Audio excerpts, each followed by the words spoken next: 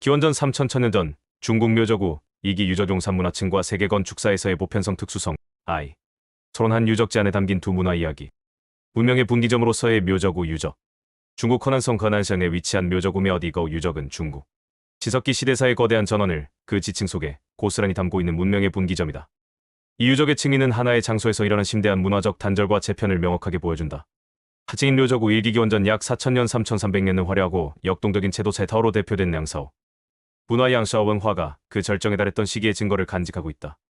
반면 그 위를 업고 있는 상층, 즉 묘저구 이기기원전 약 3000년 2600년은 채도가 쇠퇴하고 실용적인 흑도회타오와 회도회타오가 주류를 이루며 건축 양식과 사회 구조 전반에 근본적인 변화가 나타나는 용산 문화농샤원화 시대로의 전환기적 양상을 보여준다.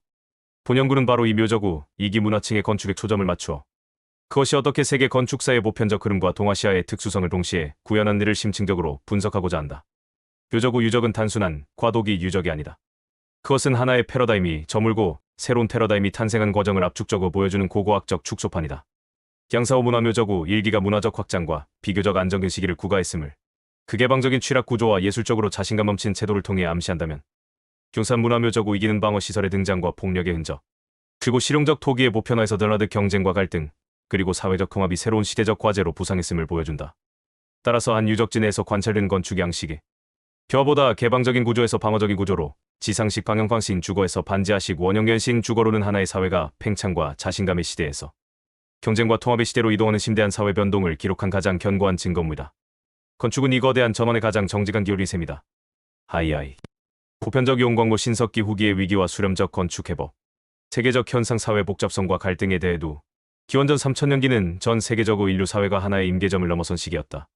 신석기 혁명의 성공은 역설적으로 복잡성의 위기를 낳았다. 농업 생산성의 증대는 인구 증가와 식량 이하의 축적을 가져왔고 이는 다시 안정된 자원을 둘러싼 집단 간의 경쟁을 격화시켰다. 이러한 보편적인 압력에 직면하여 세계 각지의 초기 사회들은 건축을 통해 새로운 질서를 구축하려는 시도를 시작했다.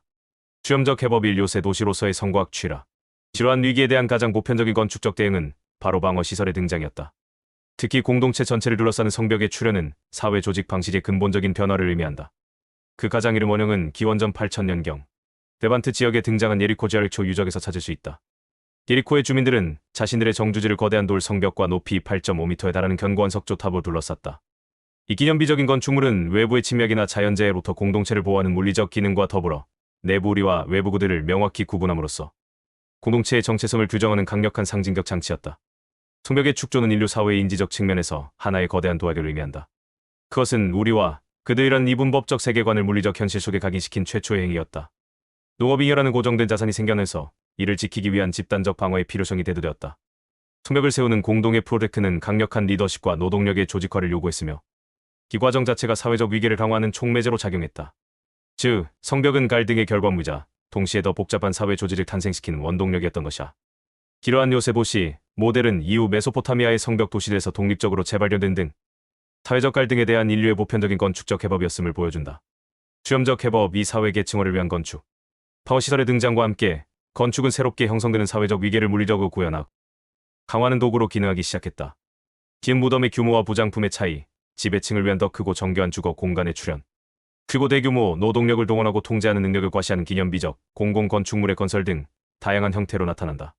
건축은 더 이상 평등한 공동체의 공유 공간이 아니라 사회적 지위와 권력을 가시화하는 무대가 되어갔다. 아이아이아이. 묘저구 이기 문화의 건축 동아시아의 특수한 능전. 묘저구 유적의 용산 문화층은 신석기 후기 사회가 직면했던 보편적인 도전에 대해 동아시아 사회가 어떻게 자신들만의 고유한 방식으로 응변했는지를 보여주는 결정적인 사례이다. A. 거주의 특수성 땅으로의 회귀와 원형 공간. 묘저구 이기 문화층에서 가장 굳어진 건축적 변화는 주거 형태에서 나타난다. 이전 시기 양사오 문화묘저구 일기에서 방형광식 또는 장방형 창광식의 지상식 혹은 반지하식 주거가 유행했던 것과 달리 묘저구 이기에서는 원형견식의 반지하식 움집수열 주거의 주된 형태로 다시 등장한다. 이 움집은 황토 고원의 흙을 파내어 주거 공간을 만들고 그 위에 나무 기둥을 세워 지붕을 얻는 방식으로 지어졌다. 대부 중앙에는 일반적으로 화덕 자리가 위치했다. 이러한 건축 형태는 황토 고원의 기후에 대한 매우 효과적인 적응 전략이었다. 땅속에 위치한 주거 공간은 여름에는 시원하고 겨울에는 따뜻한 천연 단열 효과를 제공했으며 주변에서 가장 구하기 쉬운 재료인 흙을 줄인 건축 자재로 활용했다. 이러한 변화는 움집의 역설이라 부를 만하다.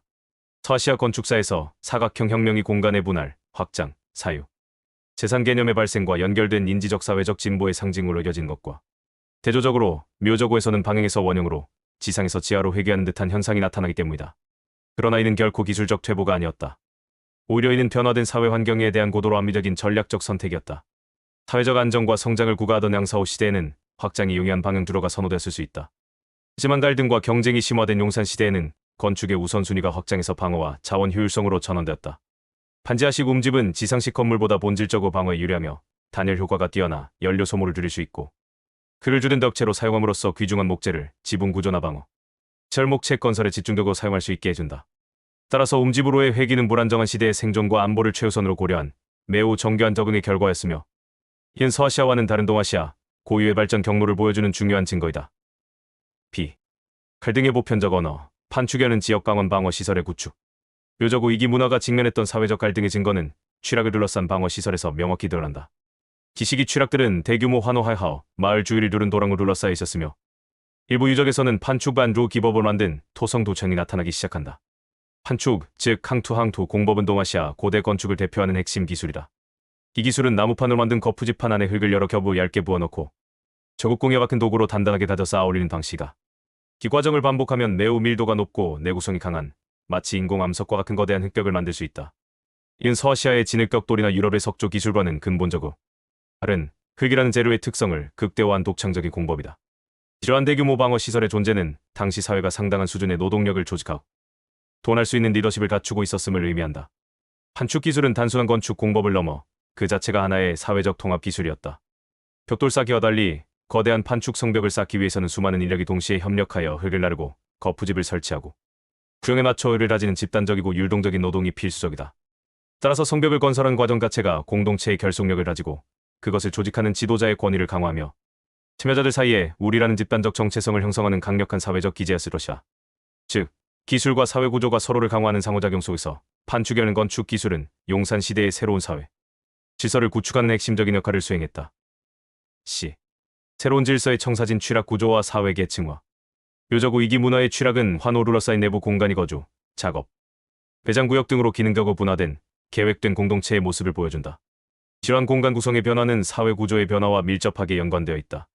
고고학적 증거들은 양사호 시대에 비교적 평등했던 공동체 사회가 경산시대로 러거들면서 점차 계층화되었음을 시사한다. 건축적으로 일부 양사호 유적에서 발견된 대형 공동주택이 묘저구 기에서는 소규모의 개별 움집별로 대체된 경향은 과거의 거대 시족 공동체가 해체되고 독립적인 소가족 단위가 사회의 기본 단위로 부상하고 있음을 보여주는 것일 수 있다. 이는 사유 재산의 개념이 발생하고 가구자 거 간의 경제적 격차가 나타나기 시작했음을 암시하는 중요한 변화이다.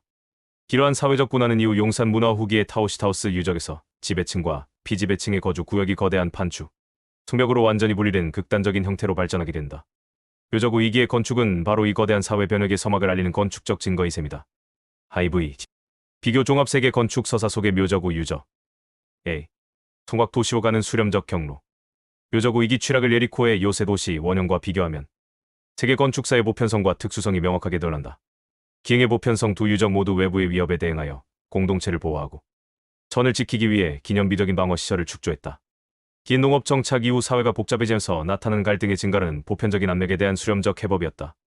공동의 안전을 확보하기 위해 대규모 노동력을 조직하고 경계를 설정한 행위는 두 문화에서 동일한 사회적 동인에 의해 촉발되었다. 형태와 재료의 특수성, 그러나 그 해법을 구하는 방식은 근본적으로 달랐다. 예리코는 주변에서 쉽게 구할 수 있는 돌을 쌓아 성벽을 만들었고 묘저구는 황토 고원의 흙을 다져 성벽을 쌓았다. 성벽 안의 주거 형태 역시 예리코가 진흙벽돌을 이용한 지상식 방형주택으로 발전해 나간 반면 묘저구는 반지하식 원형 움집을 선택했다. 기은 보편적인 사회적 압력이 각 지역의 고유한 자연환경 재료과 기술적 전통 공법이라는 프리즘을 통과하며 얼마나 다채로운 특수한 결과물로 나타나는지를 극명하게 보여준다. B. 도아시아의 분기 또 다른 건축 문법. 묘저구 2기에서 나타난 건축적 특징들은 서아시아 유럽의 석조 및 이영내 징, 머얼브렉 건축 전통과는 구별되는 동아시아 고유의 토목 건축 전통의 초기 단계를 보여준다.